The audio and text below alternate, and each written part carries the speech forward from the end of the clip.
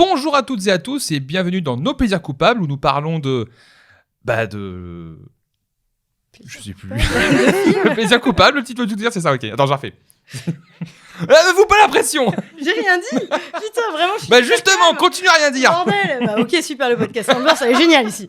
Je reviendrai plus jamais. Ah, l'ambiance délétère. Délétère. Bonjour à toutes et à tous et bienvenue dans Nos plaisirs coupables où nous parlons de plaisir coupable, le titre veut tout dire. Avec cette émission, on aborde des films qui ne sont pas forcément bons, parfois bons, ça dépend, mais plutôt des films qui sont un peu mauvais, voire très mauvais, mais dans lesquels on trouve du plaisir car on peut trouver de la cinéphilie dans tous les films.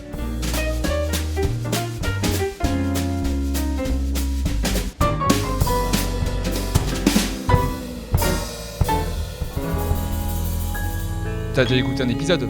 Oui. Donc tu sais comment ça se passe à peu près T'as introduit le film d'abord. J'introduis. En gros, dans l'idée, c'est que je t'introduis toi. Tu. Oh. Oh Ah non, hein On va pas commencer, hein J'introduis ton personnage de manière narrative. Bien sûr. Et. Je suis accompagné aujourd'hui d'Ophélie. Ophélie, bonjour. Bonjour. Ophélie, vous êtes professeuse. Ah merde J'ai loupé ma blague J'ai loupé ma blague Merde Bien joué, bravo. Oh non Professeuse. Moi, je trouve ça Professeuse. très mignon. Alors la blague c'était vous êtes professeur d'aquaponie. Oh. Mais là la blague est gâchée là, c'est bon. Bah ouais, non, mais en plus, bah du coup, j'aime bien la ref. Parce que mon surnom c'était Poney avant. Bah oui, c'est pour ça. Donc, Voilà. Bon, les gens le savent pas, mais... les gens savent pas, mais voilà, j'avais envie de faire quelque chose de proche de toi, tu Oh vois, là essayer là. et là j'ai tout gâché, voilà, super. Bon, fin de ton podcast, c'est bon. J'arrive plus à parler. Bref, Ophélie, tu es social media manager pour Paramount+, Exact. dans le vrai monde de la vérité véritable. Exact. Et tu es également streameuse. Enfin, pour l'instant, t'as mis ça en pause, mais tu comptes reprendre bientôt, apparemment. Oui. Donc voilà, est-ce que tu peux nous expliquer un petit peu ton parcours qu'est-ce qui t'a fait venir ici Je sais pas, moi. Bon, je sais un peu pas, de j'ai vu de la folie. lumière. Il y a un mec qui parlait un petit peu trop fort. Il Ouais. n'arrive pas trop à parler, mais c'est pas grave. Ouais, ça tient un petit peu des personnes étranges ici, donc. Ouais, bon, ça m'étonne pas. Mm. Bah moi j'ai fait, je sais pas par où commencer, je sais pas ce qui est intéressant, mais Je te laisse carte blanche. en gros j'ai fait un master 2 en communication digitale, Mhm. puisqu'en gros j'ai toujours voulu faire de la com et bosser sur les réseaux sociaux, parce que quand je suis arrivée au lycée, je me suis inscrite sur Twitter, ça remonte, hein, vraiment il y a une suite logique. en Ouais, vrai. j'ai pas envie de donner l'année parce que ça va nous mettre un gros couteau de coups de vieux, donc je Ouais, préfère bah pas. oui, j'ai fêté mes 10 ans de bac, voilà. Ouh Il y a quelques jours, Oh, j'ai putain. un petit peu mal. Moi, c'est pas 10 ans, c'est plus. Voilà. Bref Tu es vieux.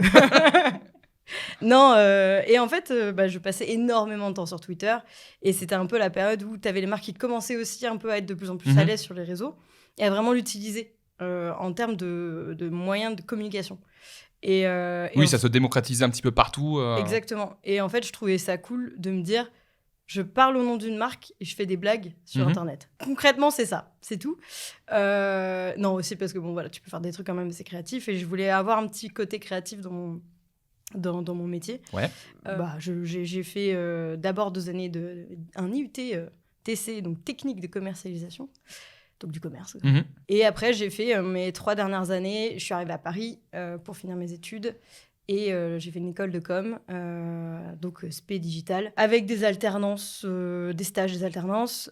J'ai fait mon alternance chez M6, par exemple. Et en fait, ouais, je voulais toujours être dans le divertissement, idéalement le jeu vidéo, Mhm. mais aussi divertissement parce que j'ai toujours été assez cinéphile, même si je me considère pas non plus comme une personne qui connaît énormément de choses non plus dans le Oui, ciné. juste t'apprécies ça, tu Voilà. regardes de temps en temps. C'est ça. Et ciné-série, j'ai toujours consumé des tonnes et des tonnes de séries, de Doctor Who. Plus série ou plus film Ça dépend des périodes. Mhm. Il y avait une période, c'était très série. Ouais. Après, ma mère, elle avait à l'époque une carte Gaumont. Oui. Et en fait, elle l'a eu gratuit pendant 2 ans parce elle payait plus, mais elle Mhm. marchait toujours. Ah Et Ah, du putain. coup, ouais, à 2 ans. Ah ouais, Gratos. d'accord, donc ça profite bien du truc, quoi. Ah, le ciné gratos à 3 avec mon frère et ma mère, on s'en est fait des, des tonnes. Des fois, on appelait ça, je n'ai pas le terme, mais on appelait ça des orgies de ciné. Parce qu'en fait, on se faisait des après-midi où on Non, se faisait... j'ai rien à dire par rapport à ça, c'est étrange. Ouais, c'est J'arrive pas à rebondir là-dessus. Non, mais genre, c'est des après-midi où on faisait 3 films. Tout l'après-midi, on le passait au cinéma. Ouais. Et en fait, donc on regardait bien les séances. On se disait, bah tiens, ça on veut le voir, ça machin. Et sans sa carte, avec le ciné gratuit concrètement, franchement, il y a plein de films que j'aurais pas vus, je pense. Parce que c'est quand même un budget. Et quand tu dis que c'est gratuit, tu dis, bon, c'est pas grave, on s'en fout. Donc Si c'est gratuit, c'est cool. Exactement. En fait, t'as plus tendance du coup à y aller, quoi. Bah oui. Et ouais, non, c'était une super période. Ça a duré 2-3 ans parce que ma mère avait pris sa carte pendant 1 an, je crois. De là, mon frère, lui aussi, est très, très cinéphile. Vraiment beaucoup.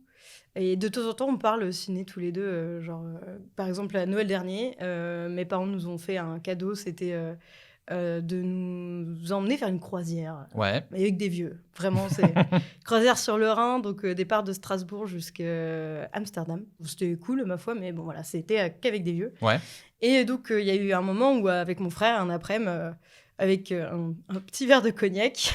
Vraiment, le sketch. C'est vraiment les trucs autour d'un petit verre de Porto. Ouais, non, mais vraiment, nous étions sur la terrasse du yacht.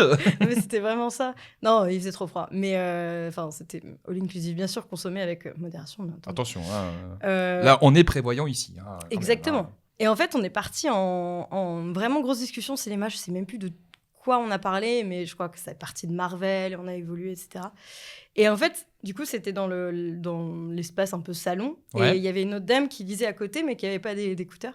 Et mon père était à côté, il faisait sa sieste. Vraiment, concrètement, il était sur le canapé. Le père, follement intéressé par le débat. Avec les bras, les mains, c'est sur le bide et qui dort. Vraiment, c'est le cliché du touriste qui s'endort. Totalement. Et en fait, après, la dame est venue, parce qu'elle nous avait un petit peu parlé aussi avant, elle est venue me voir mon père et elle a dit, mais vos enfants, vraiment, ils parlent de films. C'était super intéressant. J'ai pas participé parce que je m'y connais pas autant, mais voilà, en fait, on lui a fait un podcast. Concrètement. Mais j'ai eu ça aussi la dernière fois. On avait bu un coup avec un pote de Bordeaux, c'était Arnaud et Simon, je crois, ou François, je sais plus. Enfin, on était 4.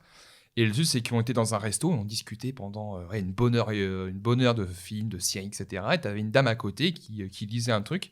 Et en partant, elle avait dit pareil en mode je vous ai écouté d'une oreille, franchement, c'était hyper intéressant, vos sujets et tout. Enfin, c'était trop bien, quoi. Nous étions en mode merci. En vrai, c'est grave cool parce que tu te dis, t'as juste une discussion puis tu parles de trucs comme ça. Et en fait, ça te fait dire, c'est vrai que j'ai un petit peu de connaissances. Ouais, mais la connaissance, c'est surtout le fait de comment on en parlait aussi. Oui, tu vois, c'est le côté à la fois passionné ou justement vraiment intéressé et tout, impliqué. C'est ça aussi qui rend les sujets intéressants, quoi. Actuellement, ton rapport au cinéma aujourd'hui, est-ce que ça a évolué ? Est-ce que tu en consommes plus, moins ? Du coup, après ces 2 années gratuites, forcément, ça a réduit. Hein. Forcément, on s'est dit, mais il faut payer en fait. C'est ça. Et puis, aussi, j'ai déménagé. Donc, voilà, j'ai quitté ma petite ville, même pas natale parce que je suis pas née, mais voilà. Et donc, étudiante, donc pas beaucoup de thunes, donc j'allais pas au ciné. Ouais. Et en fait, ça revient un petit peu. Là, ça fait un moment. C'est quoi le dernier film que j'ai vu ? C'est Spider-Man. Oui, Across Spider-Verse. De Spider-Verse, exactement. Très bien. Qui est très bien. J'ai quand même préféré le premier, mais. Ça m'étonne pas. Ouais. Ça m'étonne pas parce que le premier, vu que c'est un truc un peu initiatique, justement, c'est découverte de l'univers. Et il est plus sobre aussi dans son histoire. Tandis que là, on va vraiment dans quelque chose de très assumé en termes déjà de scénographie, de mise en scène. J'en entends beaucoup qui disent que le premier, pas forcément meilleur, mais qui l'ont préféré. Justement par rapport à ce côté découverte. Oui, il est pas forcément meilleur parce que vraiment le 2, il a vraiment plein de qualités. Et vraiment, je trouve que les choix de couleurs sont incroyables. Le 2, moi, il me fout une baffe, franchement. Il est vraiment top. Mais voilà, j'ai un petit affect supplémentaire, on va dire, pour le premier. Ouais, je comprends. Et ouais, non, du coup, moins de cinéma, mais beaucoup plus, du coup, de séries aussi. Aussi, je pense que les plateformes de streaming en soi ont changé aussi la consommation, qu'on a aussi de... oui, ça a complètement changé notre façon de voir le truc. Ouais, totalement. Cinéma, série, le fait de binge-watcher aussi, par exemple, pour Paramount+. Donc, en France, on l'a lancé en décembre, 1er décembre. Donc, ça fait même pas 1 an. T'as des codes, d'ailleurs ? Je te déteste. Je vais te bloquer. Nous, on fait moins de séries... on sort moins de séries où t'as tous les épisodes d'un coup. Ouais. On a quand même encore beaucoup ce système de un épisode par semaine. Hebdomadaire, de vraiment toutes les semaines. Exactement. Et en fait... je trouve ça mieux. Hein. Enfin, personnellement, je sais que moi, je préfère. Ça permet de justement de préserver l'attente et de préserver aussi le suspense, quoi. Ouais. Je trouve ça mieux. Mais le truc, c'est que par exemple, du coup, vu que je poste sur les réseaux, je vois aussi les retours des gens. Et il y en a beaucoup qui sont tellement habitués à avoir tout d'un coup. Bah oui. Ils se plaignent beaucoup. Et aussi, en fait, je pense que les gens ont moins de patience aussi parfois pour attendre une fois par semaine. Et j'ai l'impression que justement, c'est ces plateformes qui ont justement bouleversé cette patience-là et les gens se sont dit que maintenant qu'on a tout, on a envie d'avoir tout de suite. Oui, c'est ça. Moi, j'en connais qui vont attendre que toute la série et tous les épisodes soient sortis pour tout regarder d'un coup, par exemple. Et je sais que la seule plateforme, à mon goût, qui marche vraiment bien à faire un épisode par semaine et qui tient tout le monde en haleine, c'est HBO. Parce que toutes leurs séries... c'est pas étonnant. Toutes leurs séries, ça a été comme ça. Après, aussi, HBO a énormément de séries de qualité aussi, hein, donc ça aide beaucoup. C'est ça, mais ils ont vraiment des contenus très forts. Donc quand tu veux aussi sortir une série avec un épisode par semaine, des fois quand t'as pas des séries qui sont si fortes que ça, c'est pas toujours très, très smart. Mais bon, voilà, il y a toute une stratégie derrière. Le fait que la plateforme vient de se lancer, c'est garder aussi les gens en haleine et les garder sur la plateforme, hein, concrètement, on va pas se mentir. Mais voilà, du coup, ça a évolué aussi pour moi, toute ma consommation aussi. Et en début d'année, je voulais essayer de faire un ciné par semaine. Oui. Entre-temps, j'ai changé de taf, donc j'avais aussi moins de boulot. C'est compliqué un ciné par semaine. Hein. Moi aussi, j'ai essayé, franchement. Il faut trouver le temps, quoi. Parce qu'encore une fois, c'est pas juste le temps du film qui compte. Ouais. C'est le trajet, l'attente, le retour, et le fait qu'il y a plein de trucs à faire. C'est à horaire très précis. Et si tu veux... Enfin, si t'as pas toujours une grande amplitude, on va dire, de temps libre ou de moments où tu peux y aller quand tu veux, et que t'attends un peu trop, t'as moins de séances, donc du coup, les horaires sont un peu plus chiants, du coup, en fait, tu rates le film. C'est ce qui m'est arrivé pour plusieurs films déjà cette année, et où je me dis, ah, mais oui, mais ce film, je voulais le voir, mais je l'ai raté. C'est ma phrase préférée en ce moment, vraiment, j'ai sorti un nombre incalculable de fois, notamment au cours des années où je n'ai pas regardé, je suis beaucoup moins allée au cinéma. Et puis, avant, quand je suis arrivée à Paris, UGC, ils font le tarif moins de 26 ans. Oui. Donc, tu payes, je crois, c'était 5 balles. Donc, vraiment, très bien. Tu payes un bon prix. Ouais, c'est très, très bien. Puis, j'ai plus 26 ans. Donc, Presse F. Voilà. J'ai réduit, mais bon, voilà. Après, t'as le taf qui fait que t'as des prix, des machins. Oui, bien sûr. C'est un autre sujet et c'est aussi en fonction de ton temps libre. Donc, j'aime toujours autant le cinéma. J'aime toujours autant les séries. Juste, mes habitudes de consommation et peut-être la fréquence sur laquelle je vais regarder des films ou des séries sera pas la même. Et je sais que, par exemple, quand je suis chez moi, je vais plus avoir tendance à regarder des séries que des films. Oui, parce qu'avec ton confort dans le salon aussi, c'est plus... Ouais, c'est ça. Et puis, quand tu regardes un épisode de série, c'est maximum 45 minutes. Un film, il faut vraiment te poser et ça te prend 1h30 minimum. C'est vrai que moi, tu vois, j'y pensais parce que je voyais souvent ce genre de posts sur Twitter.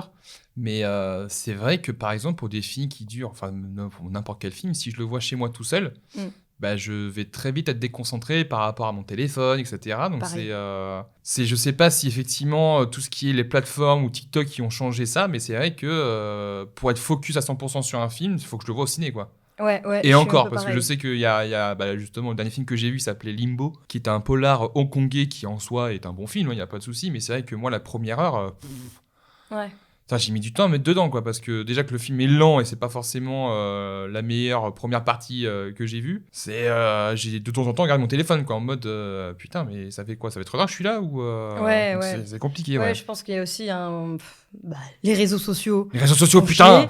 Voilà. J'aime bien dire ça alors que c'est mon métier, mais c'est vrai, ça a tellement changé nos habitudes de concentration. Je le vois aussi sur moi. J'ai beaucoup plus tendance aussi à pareil, alors que je le faisais pas du tout avant. Même chez moi, je regardais des films, j'étais focus sur le film, surtout que j'ai du mal à me concentrer sur 2 choses en même temps. Et pour autant, tu vois, par exemple, le film dont on va parler, je le connais aussi, donc forcément... j'ai un affect particulier aussi. Oui, mais du coup, il y a des périodes où, pendant le film, je regardais un peu mon téléphone, je regardais autre chose. Alors que c'est quelque chose que je faisais pas du tout avant. Ouais. Alors justement, avant d'aborder le film du jour, si je te dis plaisir coupable, à quoi ça te fait penser ? Ma première pensée, c'est que c'est un truc que la majorité des gens n'aiment pas, mais que toi, tu aimes. D'où le fait coupable. Mais en même temps... Je vois aussi un peu ça comme un truc vers lequel tu vas revenir régulièrement, qui est pas forcément mauvais, qui est pas forcément négatif, qui est pas forcément nul. Personnellement, le film dont on va parler, je le trouve pas du tout navet. Ah non, enfin c'est clairement pas dans cette honnêtement, catégorie. je pense que si je devais prendre un film par rapport à tous ceux qu'on a abordés, je pense que c'est lui qui a le plus de qualité par rapport à tous ceux que j'ai vus. Donc c'est sûr pour que moi, c'est vraiment un film doudou, tu vois. Oui, c'est ça, voilà, c'est que et justement le podcast, on a pu se rendre compte que au-delà de ces films pourris mais qu'on aime bien, il y a aussi ce côté de c'est des films doudou, c'est des films qui nous font du bien, qu'on a envie de voir quand on va pas bien ou quand on a envie de se taper de bonnes barres. Parce que dans Plaisir coupable, il n'y a pas que coupable, il y a aussi plaisir. Merde. Voilà. Mais oui, non, je suis totalement d'accord. C'est pour ça que j'ai voulu parler plutôt de celui-là parce que j'avais un autre film en tête au début. C'était lequel déjà, rappelle-moi Pacific Rim. Oui, putain, alors lui, on aurait pu dire, parce que moi, je ne l'aime pas, Pacific Rim. Ah, putain, on pourra en refaire un. Bien sûr, voilà. Moi, je vous accueille, mais à bras ouverts. Mais ouais, moi, c'est vrai que Pacific Rim, on va en parler 2 minutes. Hein. Allez. On va pas spoiler tout le truc, mais pour en parler 2 minutes, les scènes de combat avec les kaijus, les robots, c'est trop bien, mais moi, c'est tout le reste qui me fait chier. Ouais, c'est vrai que c'est lent. Hein. C'est lent, enfin, c'est kitsch, et je sais que c'est Del Toro, c'est un putain de réal que j'aime beaucoup. Pareil. Et là, et au-delà du fait que c'est quelqu'un qui sait trop bien mettre en scène ses films, là c'est juste que les hommes, la partie des humains dans ce film, ça m'a fait chier. Mais vraiment, mais voilà, on va pas rentrer en détail. Mais on en reparlera. On en reparlera. C'est qu'il y a des choses. Donc justement, Ophélie, quel est ton plaisir coupable ? C'est un film qui s'appelle Kick-Ass. Sorti en 2010. J'ai re-regardé d'ailleurs hier. Je me suis pris un coup de vieux. Hein. Ouais, putain. Et surtout que quand tu vois le film, tu te prends un coup de vieux aussi. Hein, pour peu, pas mal de trucs, on va en parler après. Mais Kick-Ass, de Matthew Vaughn, qui effectivement, on en parlait tout à l'heure, c'est pas du tout un mauvais film. Hein. Enfin, en tout cas, je pense que tous les deux, on ne considère pas ce film comme étant mauvais. Loin de là. C'est même un très bon film. Moi, c'est un film que j'aime beaucoup. Là, j'ai pris beaucoup de plaisir à le revoir. D'ailleurs, il y a beaucoup de choses que j'avais oubliées. Et le fait de le revoir, ça m'a conforté dans l'idée que Kick-Ass, pour moi, est un très bon film. Et surtout, pour moi, une des adaptations de comics les plus accurate en fait, et ça je pense qu'on n'en parle pas assez, et quand j'ai voulu voir quelques infos par rapport au film, j'étais surpris de pas mal de choses, donc c'est vrai que en tout cas je comprends ce côté plaisir doudou aussi, parce que vraiment c'est vraiment délirant quoi. Ah ouais. Mais comment t'as découvert ce film et c'est quoi son rapport avec ce film ? En fait, je l'ai vu au cinéma du coup le jour de sa sortie, enfin autour de sa sortie quoi. Avec mon frère. C'était une des rares séances où on était juste tous les deux. Donc j'ai un petit affect, c'est vraiment pédigré, un petit souvenir avec mon frère. J'avais 15 ans à l'époque. Oh putain. fait mal. Attends, en 2010 Enfin, je sais plus quand est-ce qu'il est sorti exactement. Il est sorti en 2010. Il est sorti en France le 21 avril 2010. J'avais 14 ans du coup. Oh putain. Parce que je regarde. Je suis actuellement sur la fiche Wikipédia parce que je vérifie pas mes sources. Bravo. En France, il était tout public avec avertissement. Ouais. Je trouve ça un peu chaud quand même, parce que quand tu vois que au Royaume-Uni, il était interdit aux moins de 15 ans. Aux États-Unis, il était rated R, donc restricted, donc interdit aux mineurs sans les. Genre interdit aux mineurs. Ouais. Et en Belgique, il était tout public. Bon, les Belges. Voilà. Et au Québec, 13 ans et plus. Donc, moi, en France, j'aurais plus dit, interdit moins de 12 ans, quoi. Parce que entre la violence et les gros mots, putain, ça envoie, quoi. C'est vrai que maintenant que tu le dis, il est quand même assez violent. Il est hard, quand même, franchement. Sachant qu'il n'y avait pas beaucoup de films de super-héros rated R à l'époque. Ouais, et puis il n'y avait pas encore toute la Marvel Mania, je crois. Ça commençait à peine, tu vois. Et alors, justement, j'ai un truc un peu fou par rapport à ça. Mais avant de partir là-dessus, quelques infos déjà par rapport au film. Je t'en prie. Donc Kick-Ass. Alors Kick-Ass, déjà ça parle de quoi, Ophélie, Kick-Ass ? Ça parle d'un ado qui est un peu le loser typique au lycée. Ouais, lambda quoi, une personne lambda. Ouais, totalement. Il a rien de spécifique. C'est vraiment d'ailleurs en plus je crois la première phrase qu'il dit, c'est que moi j'ai rien, je suis même pas le plus drôle de mon groupe. Ah putain, je sais plus ce qu'il dit, mais en gros il a un truc dans ce délire là en mode je suis rien de spécial. Voilà, je suis un mec lambda qui veut exister. C'est un peu ça, ouais. C'est ça. Et il dit, je suis même pas le plus drôle, je suis pas le plus beau, je suis pas le plus populaire. Et en plus, c'est un peu c'est ce genre de film des années 2010 où t'as beaucoup de voix off du personnage principal. C'était un peu cette période où t'avais vraiment beaucoup de films comme ça. Et c'est pertinent pour un film de super-héros qui joue Clairement. beaucoup là-dessus dans les comics. C'est le type de film qui, première scène, le mec il est dans la merde et dit « Vous vous demandez sûrement comment je suis arrivé là ?» C'est vraiment ça. That's me. Ouais, c'est vraiment ça. Et en fait, il montre qu'il se fait un peu bolos par tout le monde, qu'il se fait remarquer par personne et qu'il se fait un peu tout le temps bolos, il se fait raqueter, etc. Et c'est un gros fan de comics, un gros fan de super-héros. Et à un moment, il se dit, mais pourquoi moi, je le serais pas ? Enfin, j'ai pas de pouvoir spécifique. Je suis pareil, je suis pas Batman, tu vois, par exemple. Il a pas le pouvoir de l'argent. Mais il se dit, mais pourquoi pas ? Enfin, vas-y, je t'essaie. Et donc, il se prend une raclée démentielle. Il est quand même assez con pour se dire, je vais continuer. Et donc de là, après, il rencontre d'autres personnes et ça évolue et il se retrouve vraiment au milieu de la mafia. De la mafia, concrètement. Et il devient super populaire en tant que Kick-Ass, le nom de son personnage. Et voilà. Je ne vais pas être trop dans les détails. En tout cas, si vous n'avez pas vu le film, on vous le conseille vivement. Clairement. Surtout dans cette période des films de super-héros, on a un petit peu une surdose. Lui, justement, il sort un peu des sentiers battus. Fait du bien. Et justement, ça, c'est un truc qui m'avait... parce que j'ai commencé à regarder 2-3 interviews, etc. Et un truc qui m'a fait énormément rire. Je te retrouve ça tout de suite. Attends, je voudrais aussi parler du cast après. Parce que... attention, il y a plein de trucs à dire. Même si le film est très bien, je pense qu'il y a beaucoup de choses à dire justement sur la façon dont ça a été fait et surtout ce que ça veut raconter. Parce que c'est beaucoup plus intelligent que ça en a l'air. Oui, c'est ça. Donc en gros, c'est Kick-Ass, c'est un comics qui a été créé par Mark Millar, qui est un auteur très connu. Et justement, il a renouvelé Batman dans les années 80 avec Dark Knight Year One et Dark Knight Returns, qui sont des gros comics. Et donc lui, il en a fait énormément. Je ne vais plus les citer parce qu'il y en a trop. Mais en gros, il a voulu justement vendre le film. Et en gros, Kick-Ass, en fait, ce serait quoi avec ce film ? Qu'est-ce que vous voulez vendre avec ? Et il a dit, là je cite vraiment halluciné anecdote, c'est vraiment...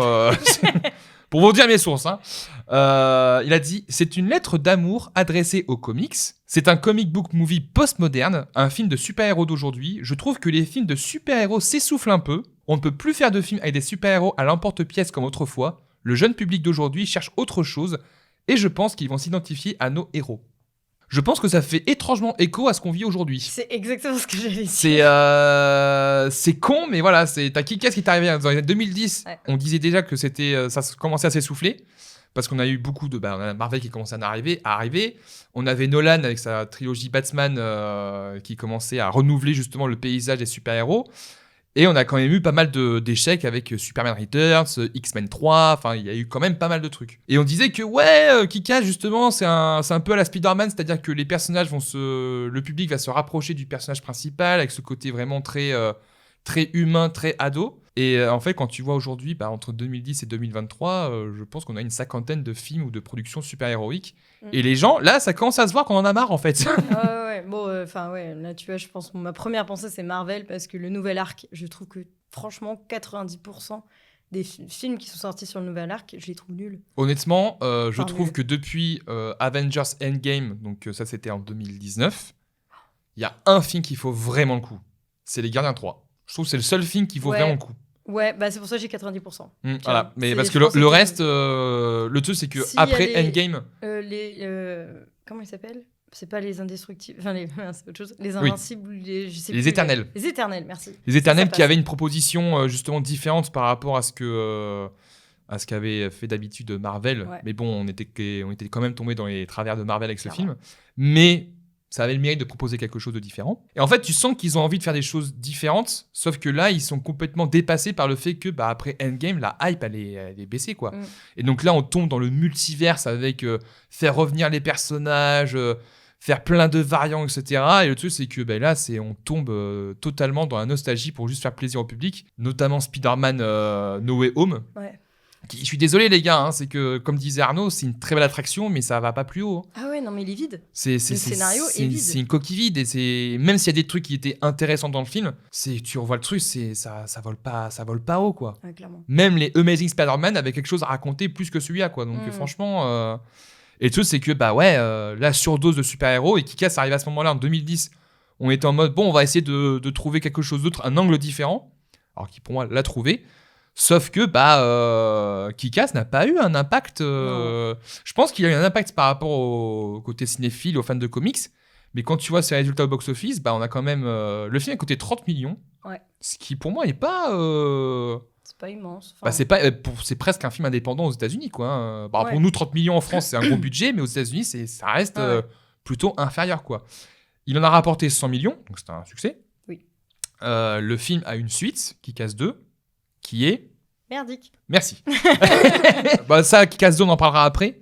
Ouais, Parce qu'il y a quand même aussi pas mal de choses à dire sur le 2. Bon, je l'ai pas revu pour l'occasion, mais je l'avais vu une fois. Mais franchement, ne regardez pas le 2. Franchement, le 1 se suffit clairement à lui-même. Ouais. Mais ouais, donc petit succès, justement, film un peu attendu, qui a fait son petit bonhomme de chemin. Mais ouais, il a pas eu non plus un énorme impact pour la suite, quoi. Ouais, je me rappelle quand j'étais allée voir, la salle n'était pas comble non plus. Et du coup, mon frère, du coup, je vais beaucoup faire référence à lui parce que il y a eu beaucoup d'influence sur moi en termes de cinéma et de jeux vidéo, vraiment. Donc les trucs principaux que j'aime aussi aujourd'hui. En mode, vous avez découvert les trucs ensemble ou c'est lui qui t'a fait découvrir les trucs Ouais, c'est lui qui m'a fait beaucoup découvrir de choses. Après, voilà, vu que forcément j'aimais, j'ai aussi découvert d'autres choses que je lui ai fait découvrir. Hein, c'est un échange. Bien sûr. Mais bon, c'est mon grand frère et du coup, voilà, il a eu beaucoup d'influence en fait sur mes goûts d'aujourd'hui, hein, même en termes de musique. Je me rends compte plus je vieillis, puis je me dis, mais putain, mais le salaud. Il a trop mais l'influence qu'il a sur moi. C'est quoi ce bordel J'ai le droit d'avoir ma vie aussi. C'est ça. Et non, et du coup, il était déjà assez dans les comics à l'époque, il commençait. Mais je crois qu'il n'avait pas lu Kick-Ass. Donc nous, on avait vu la bande-annonce, on s'est dit, vas-y, ça a l'air cool, on y va. Et puis c'est une adaptation de comics, go. Mais c'est vrai que la salle n'était pas non plus comble, et je pense pas, autour de moi, les gens connaissent à peu près Kick-Ass, mais tout le monde n'est pas en mode c'était le film de l'époque, clairement pas. C'est pas. Surtout qu'en plus, j'ai l'impression que quand tu vois, quand j'ai commencé à faire quelques recherches, donc c'est con, mais tu vois, j'ai cherché sur Google Images Kick-Ass, en fait, t'as des images que du film. J'ai l'impression que le film a dépassé le comics en termes d'impact, en fait.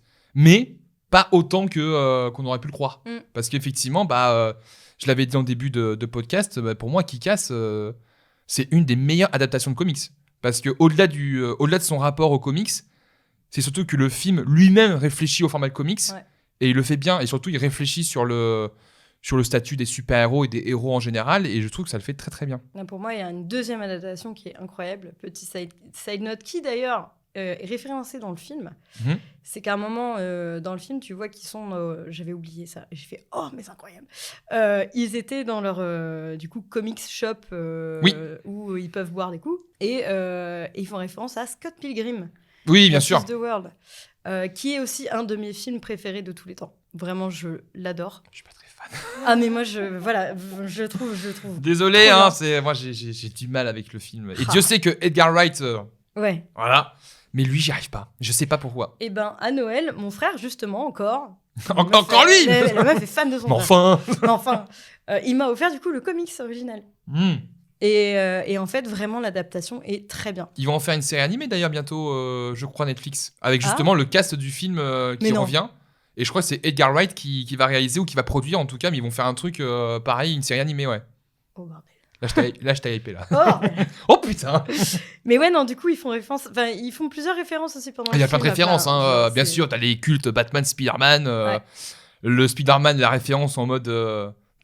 si t'as pas de pouvoir, t'as pas de responsabilité. En fait, si. Oui. Et Batman, Big Daddy, le costume fait référence à Batman, bien sûr. Et plein de choses comme ça. Et justement, Scott Pilgrim aussi. Il n'y a pas que les références ultra cultes non plus. Tu vois, c'est ça aussi qui est cool, c'est que ça parle à tout le monde. C'est que à la fois, t'as les références grand public, mais aussi celles qui sont un peu moins connues. Genre Scott Pilgrim, c'est moins connu que Batman et Spider-Man, bien sûr. Oui, mais c'est ça qui est cool aussi. Tu voulais dire des choses sur le casting? Ouais, parce qu'il est incroyable, hein, vraiment concrètement. Justement, moi ça me fait rire de dire que Aaron Johnson, c'est Taylor Johnson ou Aaron Johnson À l'époque, c'est Aaron Johnson parce qu'il n'était pas marié. Oui, c'est vrai, tout à fait. Il s'est marié 2 ans après d'ailleurs, à 22 ans. Voilà, il avait 20 ans à l'époque du film. Tu connais beaucoup d'infos sur... Non, j'ai regardé hier soir. Il y aurait pas un petit... Non, mais justement, j'ai une autre anecdote. Non, vraiment, alors, vraiment blague à part, ça a été un de mes premiers crushs qui était plus proche de mon âge, on va dire. Quand je suis sortie du film, j'étais en mode il est beau. Il avait du coup 50 plus que moi, mais c'est ok. Ouais, quand tu Enfin, vois- 15-20 ans, c'est pas ok. Oui, hein, ouais, ça va, hein. Ouais. Aaron Taylor-Johnson, c'est toujours aujourd'hui un énorme crush. hein. Ah bah surtout, tu vois, il a bien glow up. Oh là là. Mais déjà, il avait une bonne base. Hein, Il a une bonne le base, petit hein, salaud, hein. j'avoue qu'il a une bonne... Voilà. Le petit con. Le petit con. Ouais, quand tu le vois dans Bullet Train... Il faut que je le voie, j'ai pas vu encore. Je l'ai pas vu, mais je sais que t'as toujours le gif avec son pote là, où ils sont comme ça devant la caméra en mode... Tu vois, je sais plus. Ah oui. Mais quand tu vois, tu te dis, il a bien glow up cet enfoiré. Et là, dans le prochain, là, j'avoue que j'ai une légère hype pour Craven. Oh là là. Parce que je me dis, il y a peut-être quelque chose à voir dans le film. Et dans la bande-annonce, tu sens quand même que Aaron, il a l'air impliqué. Il a l'air à fond dans le truc. Et je me dis que il y a peut-être moyen de faire quelque chose. Ah oui, pourquoi c'est pas sûr que je vais aller le voir celui-là. J'ai déjà raté Bullet Train. Ça m'a saoulé, mais il faut que je regarde. Mais celui-là, je vais. Ouais, mais en tout cas, ouais, je crois que c'est ce film-là qui a vraiment fait. Oui. Qui a démocratisé Aaron Johnson dans le grand public. Et ce qui est très drôle, c'est que j'ai pu voir qu'en fait, le casting a pris beaucoup de temps. Apparemment, ils ont mis des mois et des mois à trouver les acteurs. Mark Millar et Matthew Vaughn, ils étaient vraiment intransigeants là-dessus. Ils voulaient vraiment trouver le kick-ass, tu vois. C'était vraiment en mode, il faut trouver la perle rare. Et le truc, c'est qu'au départ, ils voulaient pas caster des acteurs britanniques. Donc en gros, t'as Aaron qui a sorti, qui avait envoyé sa tape, son audition tape. Et en gros, ils l'ont même pas regardé. En mode, acteur britannique, comprend pas. Ah ouais. Et le truc, c'est que je sais plus qui lui a dit, mais regarde quand même, on sait jamais. Et en fait, ils ont regardé la cassette, ils ont dit, mais c'est lui en fait. Et même lui, quand il a su qu'il était pris, il y croyait même pas. En mode, attendez, vous avez même pas regardé. En fait, ici, il a été pris. Ouais. Et il joue extrêmement bien. Ouais, Franchement, il joue très bien. Et justement, dans le film, tu sens qu'il est vraiment impliqué, que ce soit son personnage et lui-même. Et ouais, donc franchement, il tient très bien le rôle. Franchement, très bonne pioche. Pour le reste du casting, on a les origines de Dahmer. Mais oui, j'avais oublié.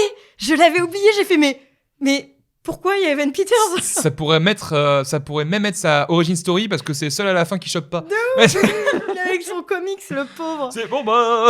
Vraiment le loser de fin. Et ouais, il y a Dahmer dans le film. Je sais plus comment il s'appelle. Evan Peters. Evan Peters, c'est ça, ouais. Je viens de te le dire. Je t'écoute pas. Super. Super le podcast. Vraiment l'ambiance. Délétère. Alors, Christopher Mintz qui joue Red Mist. Je sais même pas ce qu'il a fait après. Il a fait Superbad. Super grave. Super grave, pardon. Oui, super grave, tout à fait. Il a joué dans Disaster Artist. J'ai pas vu. Oui, il a joué aussi dans les films de Seth Rogen avec C'est la fin. Oui, bah, il a eu une petite carrière, mais c'est pas celui qui a le plus. Il double aussi un dragon. Il double aussi un dragon, enfin voilà. C'est pas le dragon. Nous avons Hit Girl. Bien sûr. Chloé Moretz qui joue ses trop débuts, bien. hein. C'était ses débuts. Et anecdote très drôle aussi, je crois qu'elle avait 10-11 ans lors du tournage. Heureusement qu'elle a joué dans le film, parce que sinon elle n'aurait pas pu regarder le film. Parce qu'en fait, vu c'est restricted R.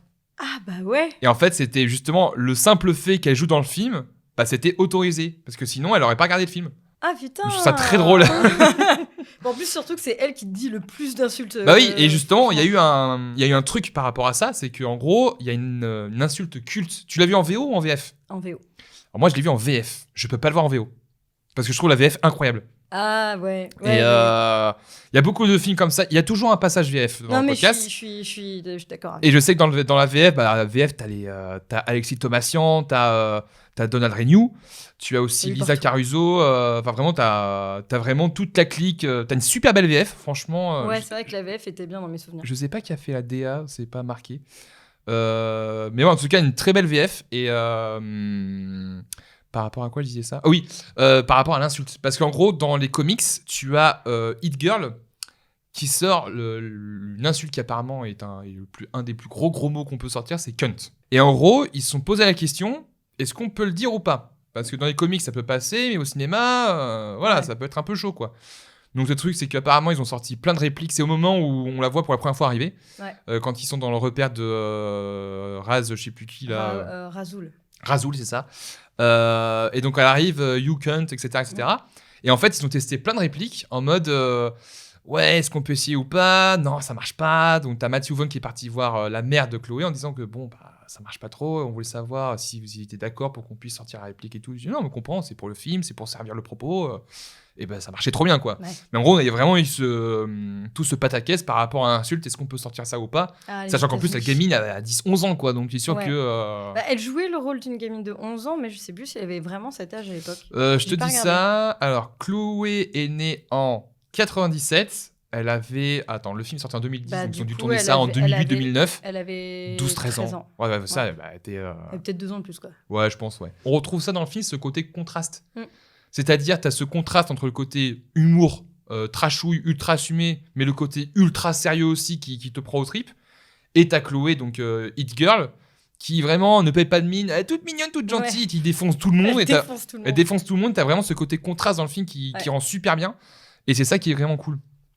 Et on a ensuite Nicolas Cage, Mais oui, qui était un de ses derniers bons rôles parce c'est que. ce que j'allais dire. Parce qu'il a pas vécu une belle décennie. Hein. Bon, là, ça va mieux. Il commence à reprendre des vrais rôles, donc ça, c'est cool. Parce que Nicolas Cage joue très bien. J'ai pas vu ses derniers rôles. Il a joué dans Redfield, un truc comme ça, où il joue Dracula. Il joue Black Spider-Man dans Into Spider-Verse.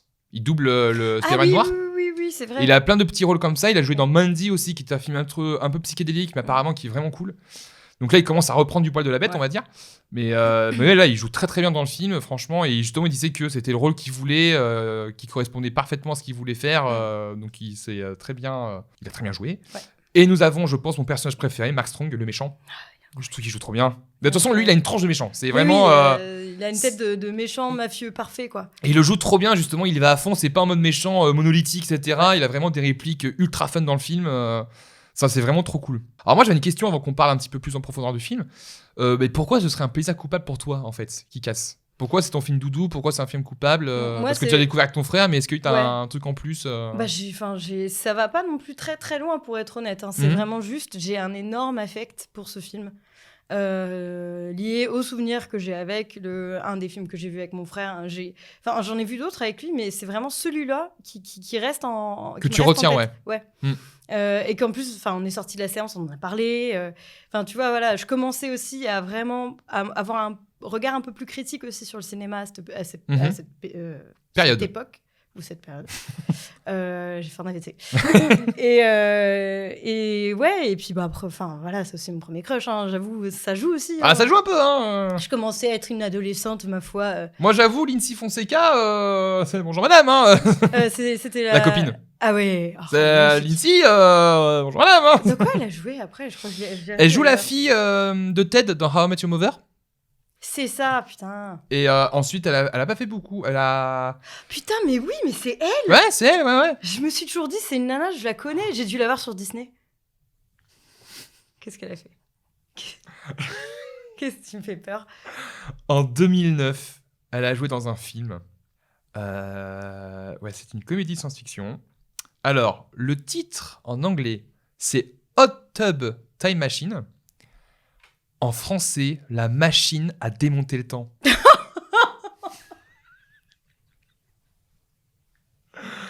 Waouh! Mais ça, c'est un nom. Bah alors, de- Lindsay? C'est un nom de film porno, ça, je suis désolée. Mais... Mais le truc, c'est que je connais de sources personnelles, je vais pas en parler parce que je sais pas si je peux dire, etc., le rapport, mais je sais qu'il y a un film porno qui a été tourné qui s'appelle La machine à poutrer le temps. Donc, c'est ah bon! Franchement, ils auraient dû dire à démonter le temps, ça va mieux. Hein. C'est pareil, mais ça se trouve, ils ont changé de mot parce que. Non, ça existe déjà. Donc, ouais, How I Met Your Mother, elle joue donc Penny, donc la Putain, fille. tu viens de me faire un brainworm. Et ouais. Et le truc, c'est qu'elle a pas énormément joué. Elle a eu des rôles dans Desperate Housewives. Elle a joué dans la série Nikita. Elle avait un petit rôle dans Agent Carter aussi. Mais ouais, c'est pas non plus. Elle a pas non plus. Ah, c'est Adeline Chetaille qui a fait ses voix dans pas mal de ces séries, d'accord. Adeline Chetaille, c'est la voix de Zelda dans, Oui. dans les derniers. Dans Breath of the Wild et Breath of the Wild, Tears of the etc. Et c'est aussi la voix d'Ellie dans The Last of Us. Oui, il faut toujours que je le fasse. Qui est trop bien. Qu'est-ce que je voulais dire d'autre? Ouais, et alors, qu'est-ce que tu aimes dans ce film? À part ton crush, qu'est-ce que tu aimes dans le film? Mon crush.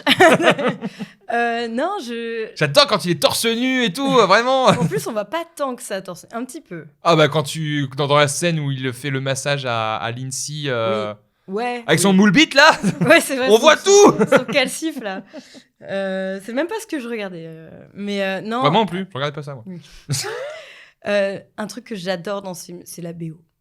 je trouve que la bande-son Mhm. est incroyable. D'ailleurs, il y a eu du coup beaucoup de musique de ce film-là que j'ai écouté après, Ouais. des groupes aussi que j'ai découverts. Et le plaisir que j'ai eu à réécouter cette bande-son, Ouais. je la trouve, vraiment, c'est des musiques un peu, qui étaient pour moi, que je ne connaissais pas forcément plus que ça, mais qui sont dans le style que j'aime bien, qui sont quand même assez rock, assez peps. Et la bande son originale qui a été faite pour le film, sur les moments un peu contemplatifs ou autres, je la trouve aussi parfaite. Je trouve qu'elle tombe très bien. Après, c'est aussi, je trouve que l'esthétique du film est top. Mhm. La photographie, je la trouve vraiment bien. Bah justement, moi je trouve que, alors déjà pour revenir sur la musique, je suis d'accord avec toi, il y a plein de musiques que je trouve super cool et très bien choisies. Après, selon moi, pas toutes, mais en soi, il y a quand même de très bons choix musicaux. Et après, pour la mise en scène et l'esthétique du film, bon, déjà, tu as une esthétique qui est très marquée, les couleurs sont assez saturées pour justement ce côté un peu comics, donc c'est plutôt bien choisi. Et après, pareil, je trouve la mise en scène esthétique et très visuelle, mais pas autant que Matthew Vaughn pourrait faire, tu vois. Et justement, je trouve ça bien aussi. C'est à la fois sobre et ça sait utiliser les moments un petit peu plus endiablés pour... là, par exemple, tu as l'effet où la bande dessinée s'anime. Donc ça, c'est très cool. Ouais. T'as beaucoup, la mise en scène joue beaucoup aussi sur les transitions et sur le montage. Ouais. Donc ça, c'est bien. Mais je sais que Matthew Vaughn, il a fait... l'année d'après, il fait X-Men le commencement, qui avait pas mal d'effets de mise en scène en plus. Et il a surtout fait Kingsman. Et Kingsman, il se lâche. Ah, Kingsman, c'est trop bien. J'adore. Les scènes de combat sont... Le premier Kingsman, il est incroyable. Le deuxième, il est sympa, mais voilà. Et le 3, il est un peu décevant. Ouais. Enfin, le préquel, on va dire. Parce que le préquel est très, très arbitre, mais toujours aussi bien filmé. Ça n'y a pas rien à dire. Je l'ai vu il y a pas longtemps. Mais franchement, la mise en scène, elle est folle. Mais par contre, en termes de narration, de ce que ça veut raconter, c'était très bizarre le 3. Enfin, le préquel. Ouais. Mais ouais, là, tu sens qu'il s'amuse quand même, mais il se retient un petit peu parce que... je sais pas, mais tu sens que j'ai bien aimé quand même ce côté sobre de temps en temps, parce que justement, moi j'aime pas trop, justement, c'est pour ça que j'avais pas aimé j'avais pas forcément adoré le Suicide Squad de James Gunn, parce que je trouvais qu'en termes de mise en scène, ils en faisaient trop. Ouais. Ils en faisaient beaucoup trop.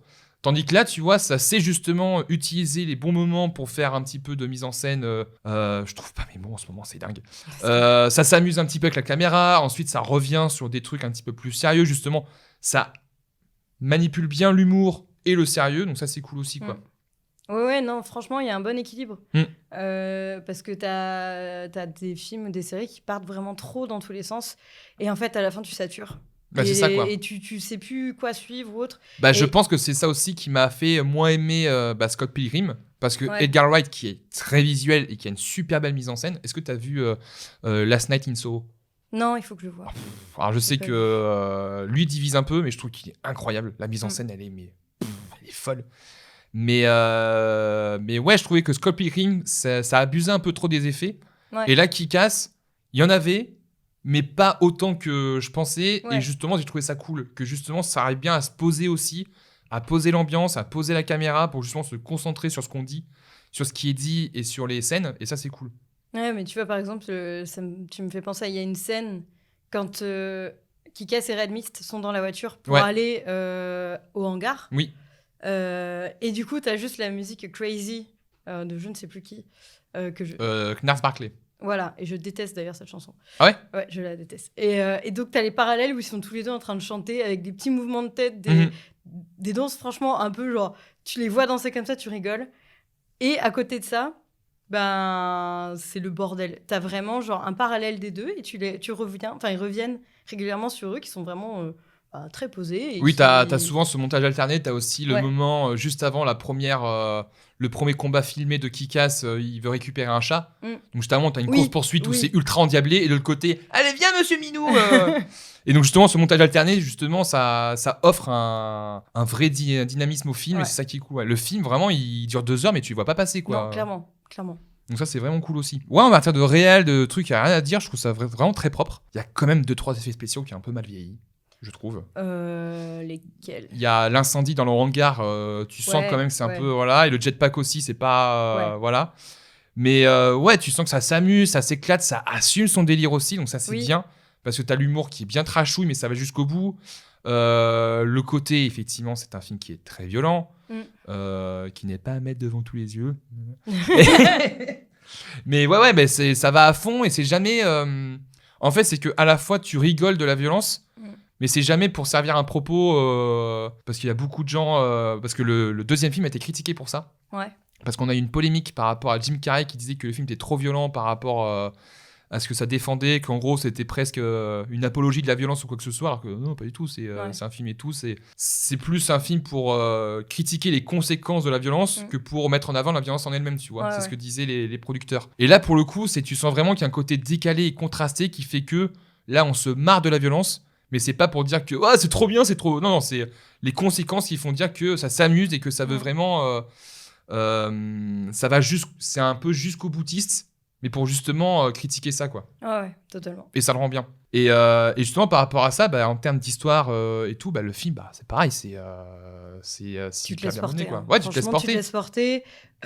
C'est quand même une histoire, quand tu vois l'histoire, par exemple, de Big Daddy et merde, j'ai oublié le nom. Hit Girl, merci. Quand tu vois leur meilleure histoire... famille du monde. Meilleur père du monde. Ah, mais il est incroyable. Allez, ma chérie. T'inquiète pas, ça te fera pas mal. Enfin, tu vas piquera un peu. Tu vas t'envoler, mais ça. Enfin, leur histoire, c'est vraiment... D'ailleurs, je pense pour ça que quand il raconte son histoire, c'est vraiment un comics animé. Oui. Parce que c'est une histoire classique de vigilante, de comics, tu vois. En mode, le mec de la mafia, j'étais flic, le mec de la mafia, il m'a foutu en prison, ma femme était enceinte, elle n'arrivait plus à joindre les deux bouts et elle s'est suicidée. Ma fille a survécu, enfin, ils ont réussi à la sauver. Mon pote flic l'a gardée. Et moi, pendant ce temps, pendant mes dernières années de prison, j'ai établi un plan. Il est devenu buff, enfin super stack. Et après, il a récupéré sa fille 5 ans plus tard et il l'a formée en mode machine de guerre, quoi. Mais tout en étant un gentil papa. Un gentil bisounours qui fait des chocolats chauds avec le petit marshmallow. Putain, incroyable. Non, c'est franchement... en plus, moi, ce que j'aime aussi, c'est que le film, t'as de l'empathie pour tous les personnages directs, quoi. Même les potes qui sont un peu chambreurs, franchement, tu les apprécies. Il y a une vraie alchimie entre tous les personnages et les acteurs et ça rend bien, quoi. Franchement, tu prends du plaisir à les suivre. Et ce qui est cool, c'est que je trouve que la narration se sert de ces personnages pour faire avancer l'histoire. Parce qu'en gros, au départ, t'as pas forcément d'enjeu. C'est juste que c'est les actions des personnages qui vont faire avancer l'intrigue. Et je trouve que ça se fait de manière vraiment naturelle. Et qu'au fur et à mesure du film, tu découvres un petit peu les enjeux des personnages. Et que vu que c'est un conflit qui reste intimiste, justement, tous les films de super-héros, c'est en mode il faut sauver le monde, il faut sauver la vie, etc. Là, c'est juste que c'est quelqu'un qui veut juste devenir un super-héros. Et en fait, ça va juste dépasser un petit peu ses ambitions. Mais ça va servir quand même à la profondeur du personnage pour se rendre compte que déjà, de 1, être super-héros, c'est pas facile. Mais que de 2, le personnage est foncièrement bon et que, moi, justement, la scène où il se fait filmer, justement, par les mecs. Et en gros, t'as l'agresseur qui lui dit mais pourquoi tu fais ça pour un mec que tu connais pas, tu veux crever pour lui? Et le mec il dit mais ouais, moi je suis prêt à crever pour lui. Enfin, je trouve la dévotion du truc, je trouve ça mais trop ouf, quoi, franchement. Mais c'est rare aujourd'hui de voir des personnages autant dévoués vers la gentillesse, on va dire, la bienveillance, on va dire, et ça fait du bien, quoi. Oui, non, c'est vrai que malgré les excès de violence dans le film, malgré le fait que il y a une méthode un peu mais ça reste quand même, je trouve, un film, assez feel good. Parce que le montage qui est fait, parce que le rythme, parce que les blagues, parce que ils sont tous les blagues fonctionnent toujours autant, c'est ça qui est cool aussi. Voilà, et que y a une suite logique. C'est pas capillotracté. J'ai sorti un mot compliqué. Ça veut dire quoi? Je te déteste. Et enfin, voilà, tout tombe parfaitement, je trouve. Et franchement, s'ils avaient fait qu'un one-shot, ça m'aurait allé parfaitement. Et ils auraient dû, je pense. Ouais, mais tu vois, le 2, je m'en rappelle plus. Honnêtement, le 2, il est oubliable. Et surtout que le 2 a été beaucoup plus mis en avant par rapport à ses polémiques, plus que par le film en lui-même. Oui, c'est ça. Et sachant que Matthew Vaughn était pas là à la réal, ça se ressent. Il était là à la production, mais ça se sent qu'il était pas là à la réal. Et le truc, c'est que en fait, ils ont été dépassés par le truc, quoi. C'est que de ce qui en ressort, c'est que tu retrouves pas le côté un peu fun et décalé du premier film par rapport à la violence. C'est plus graveleux pour rien. Alors que là, l'humour un peu trashouille, ça servait un propos aussi, tu vois. Vraiment, ça représentait aussi les ados de l'époque. Et sauf que dans le deuxième film, c'était plus gratuit. Et donc c'est ça aussi que les gens n'ont pas aimé. Et de toute façon, le film il a quand même été bénéfique. Il a coûté moins cher. Ouais. Il a gagné, je crois, 28 millions de budget et 60 millions box-office. C'est bien, hein, c'est bien, mais en soi, Mais beaucoup moins. derrière, le troisième film n'a jamais été fait. Ouais. Il devait y avoir... Ah oui. En fait, il y a eu un projet de spin-off sur Hit Girl, sauf que maintenant, Chloé Moretz, elle est un peu vieille. Elle a grandi quand même. Elle a Mais grandi, elle fait jeune encore. Hein. Elle fait encore jeune. Elle fait encore jeune, mais c'est vrai que voilà, si vous voulez garder une cohérence par rapport à son âge, fallait c'est faire un peu compliqué. rapidement. C'est ça quoi. Et oui, tu disais que le film était un peu feel good. Alors je suis d'accord, et c'est pour ça aussi que c'est un peu plus coupable, parce qu'on parle aussi des films qui sont feel good. C'est ça. Mais le film, prend son sujet au sérieux. Oui. Justement, la scène de torture, putain.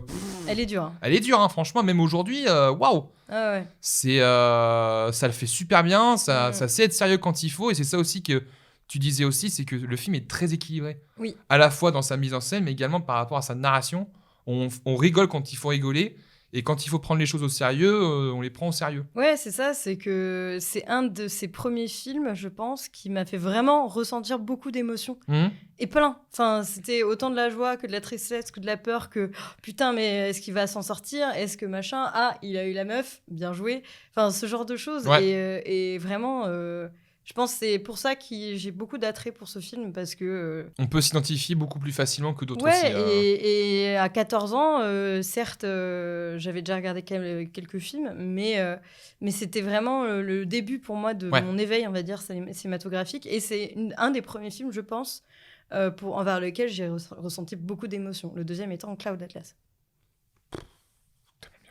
Voilà, je savais que tu allais réagir comme ça. Ouais, on l'a revu au ciné ensemble, et putain. Mais... Il est incroyable. Il est incroyable. Mais Cloud Atlas, oh là là, mais regardez, je crois que c'est la deuxième fois que j'en parle, ou la troisième fois. Mais regardez Cloud Atlas. Mais regardez Cloud Atlas, regardez-le. Putain, parce que c'est trop bien. Mais tu vois, Kick-Ass aussi, moi ce que j'aime beaucoup, c'est que ça fait référence à pas mal de films qui sont sortis aussi, parce qu'on a parlé des comics, mais aussi des films. 3 ans auparavant, t'avais Super de James Gunn qui était sorti, qui pour moi reprend un peu le même délire. C'est vraiment un mec lambda qui veut être super-héros et qui se fait un petit peu dépasser. Est-ce que tu l'as vu ? Je suis pas sûre. C'est de James Gunn, c'est un de ses premiers films, il est très très cool. Je préfère qu'il casse, mais je te montre ça. Je dis une bêtise connerie, il est sorti la même année. Ah non, l'année d'après. Mais en gros, c'est le même principe, c'est vraiment clairement des gens qui veulent se prendre pour des super-héros. Justement, en plus, t'as le même code de couleur qui ressort. La comics des années 60. C'est très accurate, et vraiment, c'est sorti l'année d'après. Alors lui, il a vraiment budget zéro, 2,5 millions de budget, et tu retrouves un côté un peu Kick-Ass aussi là-dedans. Ouais. Mais ouais, non, franchement, Kick-Ass, ouais, c'était un plaisir de le revoir, franchement, vraiment très très cool. Est-ce que tu as d'autres choses à dire sur le film Regardez-le. Oui, déjà regardez-le, parce que c'est très très bien. Aaron Taylor Johnson reste mon crush ultime.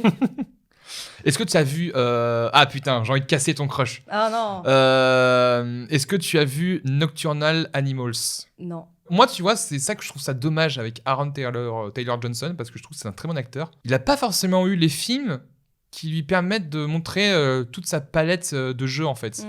Il lui manque un gros film de réal, tu vois. Alors, il a fait des bons films, il a fait des très bons trucs, hein. Il a fait le Godzilla de Gareth Edwards, où il jouait très bien aussi. Il a joué dans Tenet, mais il avait un petit rôle dans Tenet. D'ailleurs, j'ai mis du temps à le reconnaître. Ouais, putain, mais surtout, moi, je m'attendais pas à le voir dans le film. Ouais, moi non plus. Et c'est dommage, parce qu'il joue bien aussi dans Tenet, mais il est pas assez dans le film pour... En fait, c'est aussi, je pense, à peu près... J'avais appris quelques années, même pas, plus tôt, qu'en fait, il était pas américain.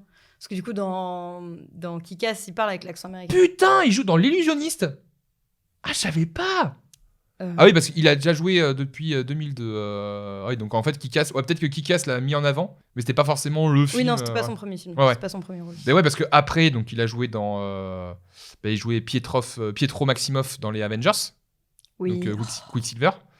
Et donc, ouais, en 2016, il joue dans Nocturnal Animals, où je pense que c'est le rôle le plus sadique qu'il a.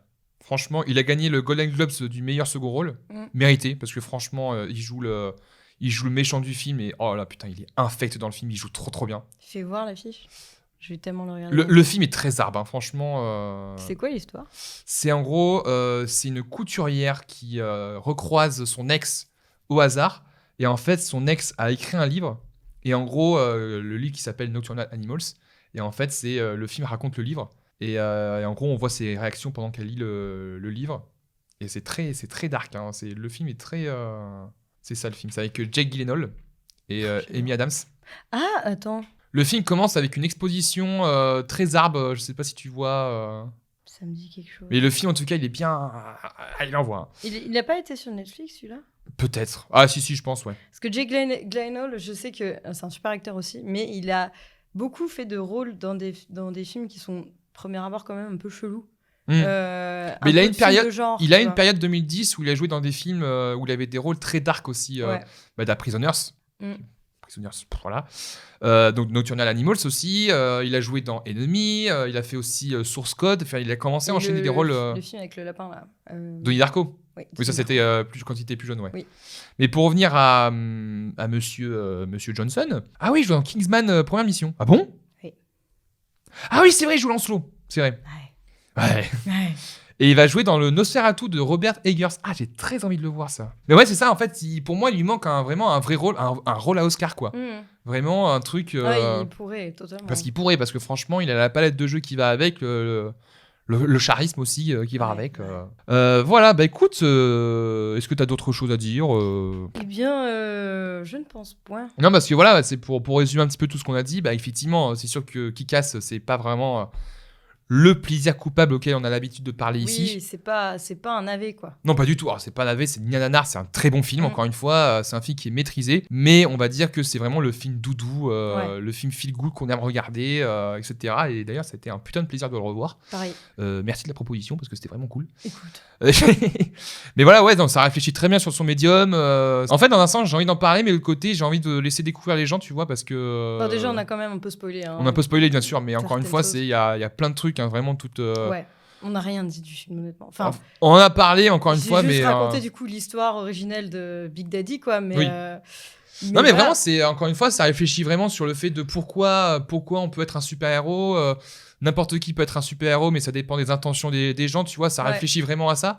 Et je trouve que, justement, en 2010, au moment où tu as les films de super-héros qui commencent à bien émerger, et tout, c'était vraiment intéressant et de se dire que c'est bien de revenir sur le plancher des vaches et vraiment avec ce côté humain, de se dire que n'importe qui peut être un super-héros.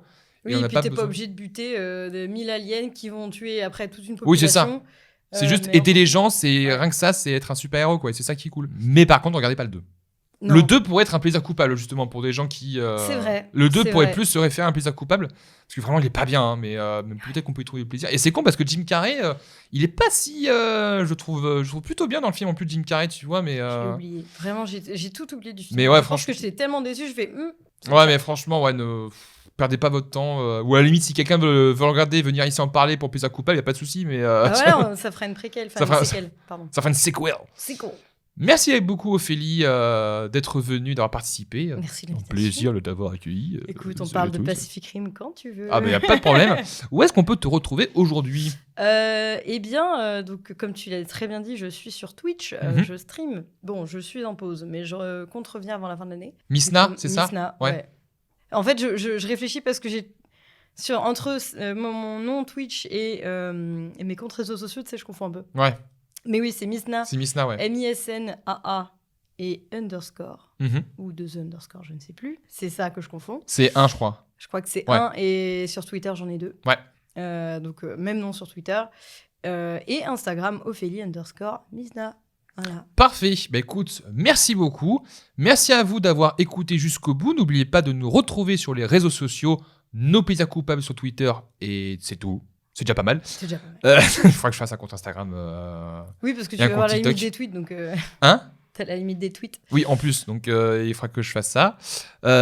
Merci beaucoup. Profitez bien. Et je dis quoi à la fin, généralement ? N'oubliez pas qu'il y a de la cinéphilie dans tous les films. N'oubliez pas d'aimer les œuvres que vous aimez. Des bisous. C'est ciao. J'ai paniqué. J'ai paniqué.